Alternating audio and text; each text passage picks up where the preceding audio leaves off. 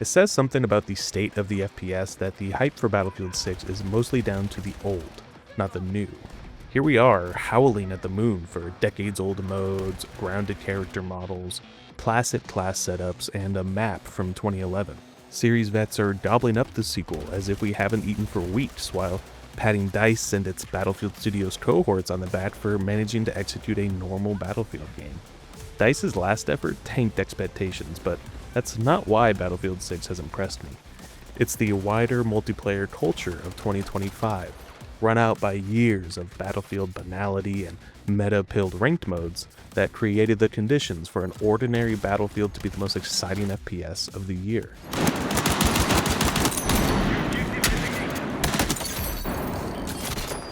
Place your palm on the pavement and you can feel the low rumble of a hobby yearning for what we loved 15 years ago.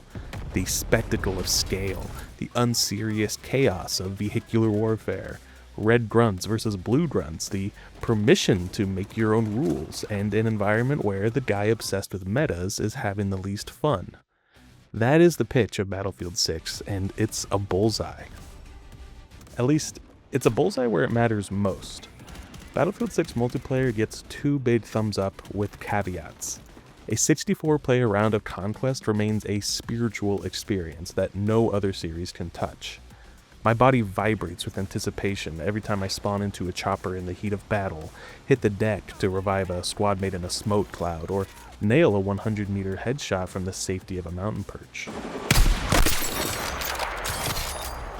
Those are all best experienced on Rock Valley, the biggest and best map at launch. But as many worried would be the case after the open beta, the rest of the map pool can't measure up. The Halo Forge-like portal mode feels like a first draft.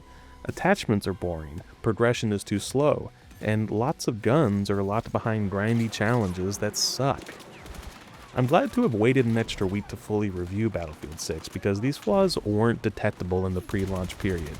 They're thorns in the side of what's otherwise the most fun I've had with a multiplayer FPS in years. The greatest compliment I can pay to Battlefield 6 is that it's the only game I want to play right now. I've spent every night this past week bouncing between Conquest, my one true love, and Escalation, a new Conquest variant that shrinks the map over time as it piles on vehicle spawns. I wake up in the morning and play through the previous night's highlights in my head. The unlikely revives, the resilient tank runs, the 30-minute rounds that came down to a handful of tickets. It's a game where a single 25-minute round can spawn a dozen storylines. 2 ace pilots dueling over control of the skies, the slippery engineer who makes tank drivers' lives a living hell, the squad dedicated to locking down a single flag no matter what, the guy who keeps driving the EOD bot around, desperate to torch someone, anyone, to death. Battlefield 6 confidently hands players a sandbox and lets us find our own fun. The prevailing goal of territory control is the glue that keeps the whole operation on the rails, but the magic of Battlefield is the ability to disappear into the crowd. The freedom to play doctor for folks charging headfirst into the meat grinder, pick off snipers from a rooftop, or break off from the action altogether to play tic-tac-toe with blowtorches. Other shooters spend truckloads of money on skyboxes and soundscapes that mimic the atmosphere of a true large-scale battle. Battlefield 6 doesn't have to pretend. The sound of a tanked projectile shattering the sound barrier as it explodes 8 feet behind me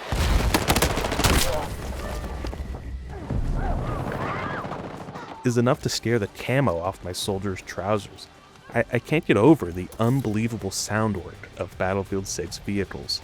From the ear-splitting scream of jets as they tear up the sky, down to totally unnecessary details like the rattling of expended shells piling up in a gunner turret. The bite is as scary as the bark. It's exceedingly rare for an FPS to have vehicles at all, but to let alone make them the cornerstone power weapons that can turn losses into victories. The other night I jumped into the gunner seat of an attack chopper with a friend piloting, and for 2 glorious minutes, we were gods among mortals.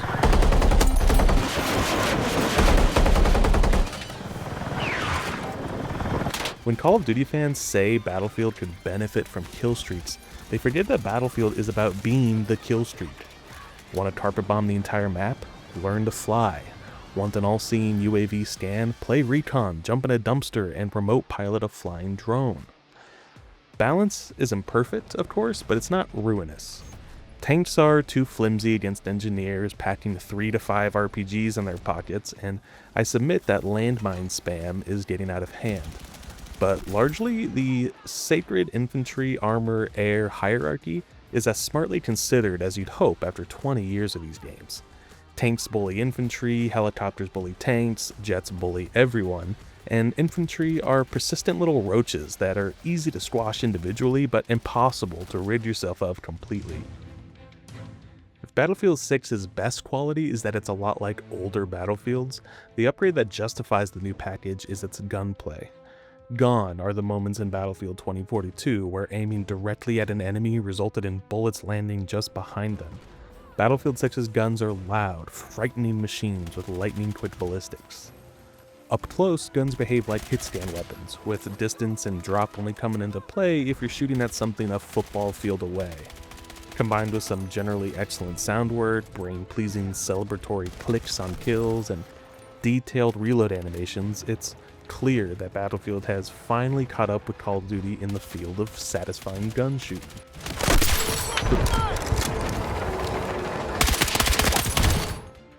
The renewed emphasis on punchy, reactive firefights in close quarters is part of a larger Battlefield 6 aim to out-Call of Duty Activision. EA is trying very hard to bring a new audience into the fold. So hard that some of Battlefield 6's design changes come off as bending over backwards to lure a type of player who expects a billion guns, hundreds of hours of grind, and smaller maps.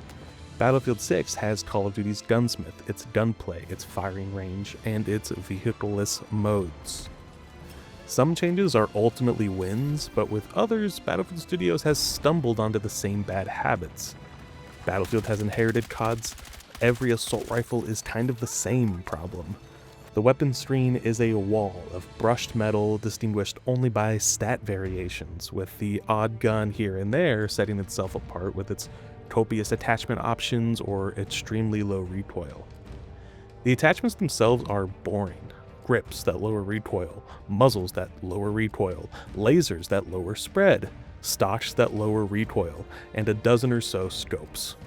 It's a novel idea to trade arbitrary attachment limits for a pooled point system, but to hone in on a bigger issue, in 30 hours I've unlocked so few attachments that it hasn't come into play.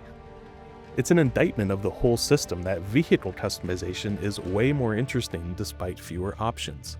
I can equip tanks with other types of rockets with different specialties, air-controlled, manual, lock-on, and make a tough choice about which support tool is best. The smoke that also counters lock-on missiles is clutch, though a self-repair is arguably better for survival. Battlefield 6's progression is slow.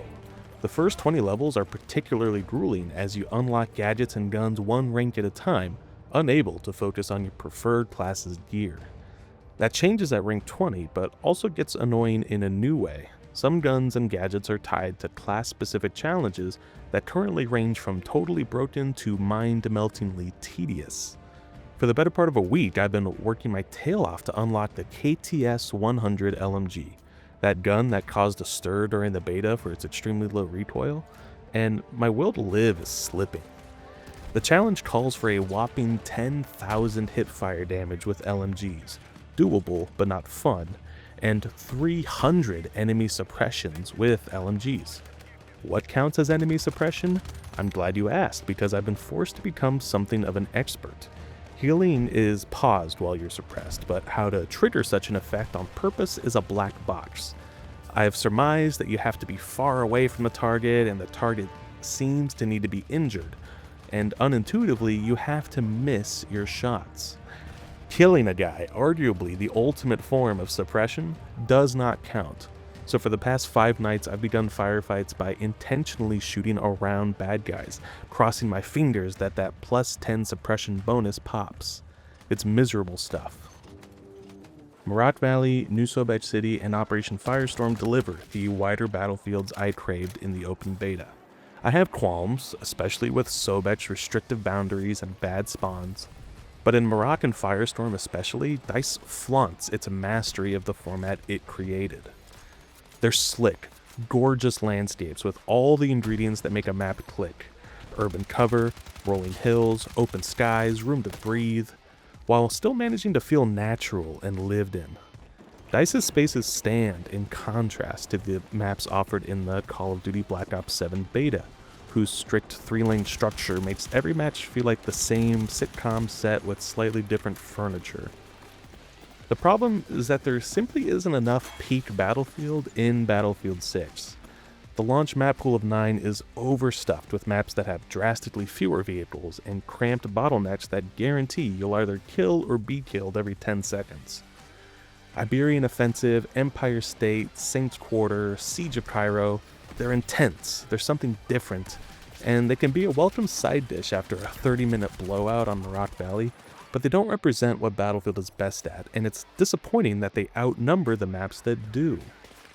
There are just some obvious wins for a shiny new Battlefield map pool that EA chose to ignore at launch. Naval warfare is a staple of the series, responsible for beloved island maps like Wake Island, and somehow nothing like it exists at all in Battlefield 6. It's coming someday, but not soon enough.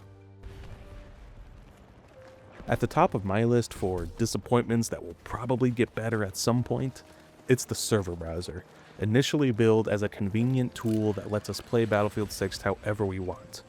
The reality has been the opposite. Nobody has been able to create new custom servers because of a global server quota caused in part by all the people grinding XP in bot matches.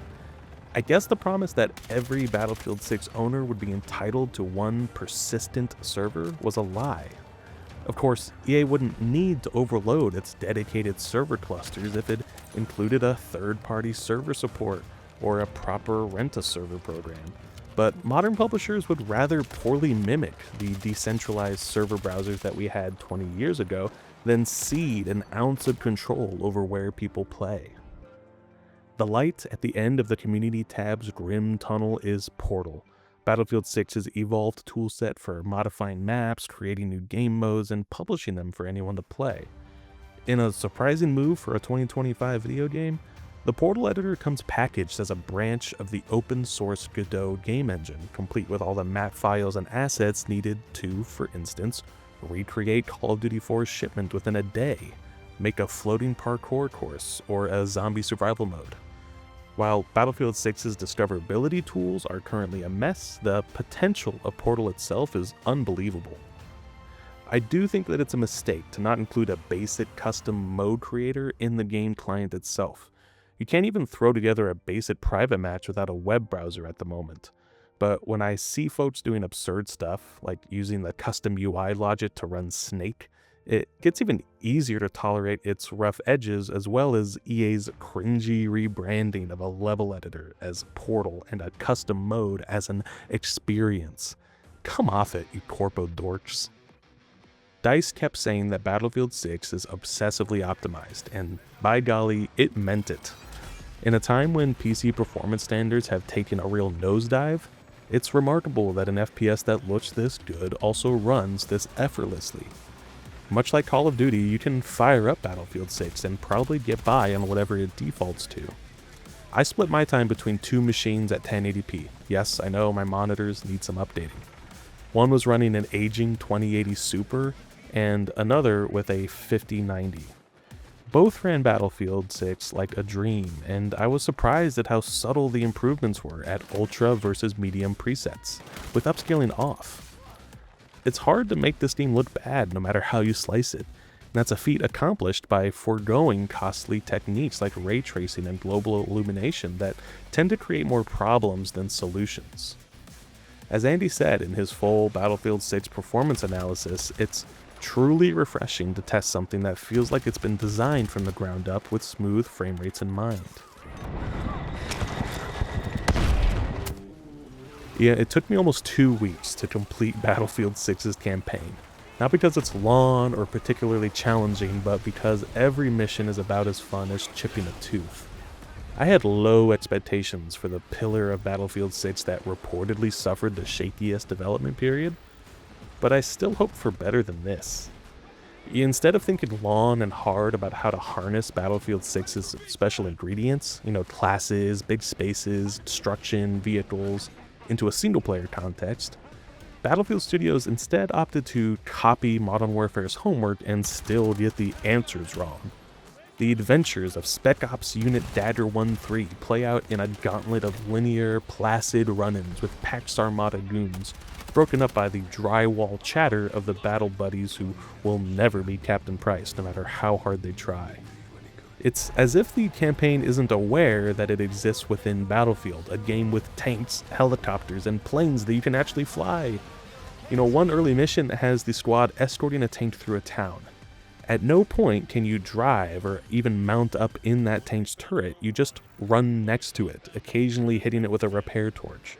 A few missions later, a helicopter picks up Dagger 1-3 from a crumbling Brooklyn apartment building, only to drop them off 60 seconds later on a bridge via cutscene.